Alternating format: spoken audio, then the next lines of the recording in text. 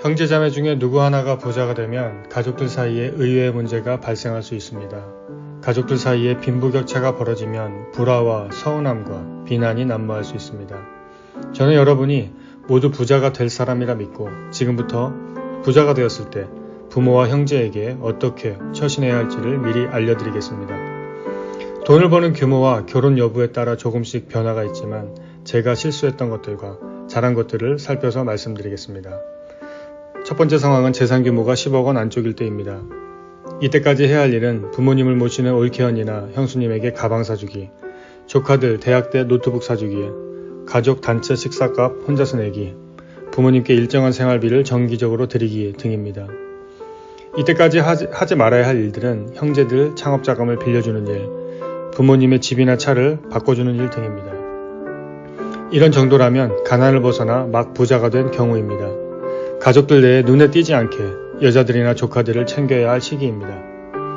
가족 내에서도 은근히 질투와 시기가 일어날 수 있기에 고생하거나 소외받는 가족들을 챙겨줘야 합니다. 무리하게 사업자금이나 차를 바꿔주는 정도의 일은 아직 이릅니다. 자신의 자산이 뿌리를 내리기 전에는 목돈이 들어가는 일을 만들지 말고 부모님의 생활비 외엔 어떤 비용도 정기적으로 지출하면 안 됩니다. 대신 부모님의 생활비는 마치 급여처럼 정해진 날에 반드시 늦지 않게 자동으로 입금되게 만들어 놓아야 합니다. 항상 같은 날 일정하게 보내고 사업이 커지면 조금씩 금액을 올려야 합니다. 용어도 생활비가 아니라 투자배당이라고 바꿔야 합니다. 자식에게 젊어서 투자한 노력과 가치에 대한 배당 이익이라고 설명드리고 당당하게 편하게 받으시도록 해야 합니다. 또한 생활비를 모으시지 않도록 독려해야 합니다.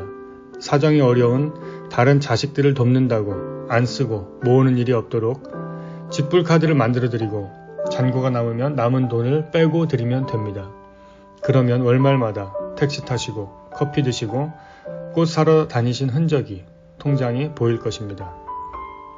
형제들의 투자 요청, 주택 자금 지원, 생활비 지원 등은 절대 하면 안 됩니다.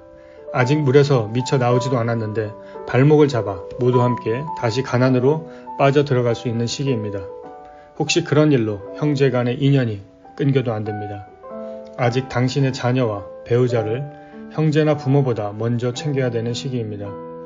이 시기는 가족을 지원하는 시기가 아니라 가족을 흩어지지 않게 하는 시기입니다.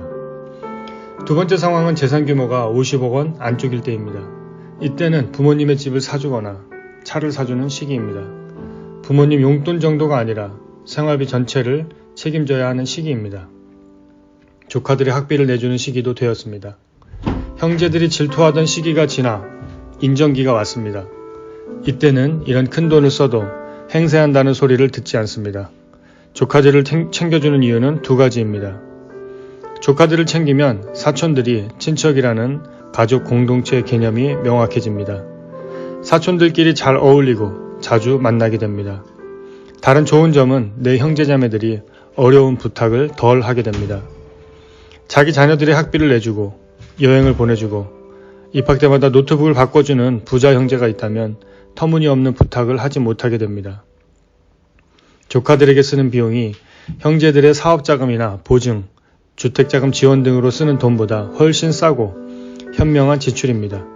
이 시기에도 형제들에 대한 지원은 여전히 조심해야 합니다. 세 번째 상황은 재산 규모가 100억 원을 넘어갈 때입니다.